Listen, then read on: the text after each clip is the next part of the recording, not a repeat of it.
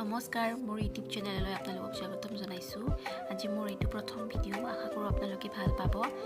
আৰু এতিয়া মই বনাবলৈ ওলাইছোঁ নৰম শাকৰ সৈতে মাছৰ আঞ্জা।